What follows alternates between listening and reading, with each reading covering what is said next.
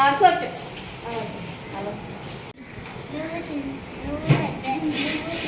మహారాణిలా పెరిగావమ్మా, నువ్వు పెద్ద అయిన తర్వాత కలెక్టర్ అవుతావమ్మా.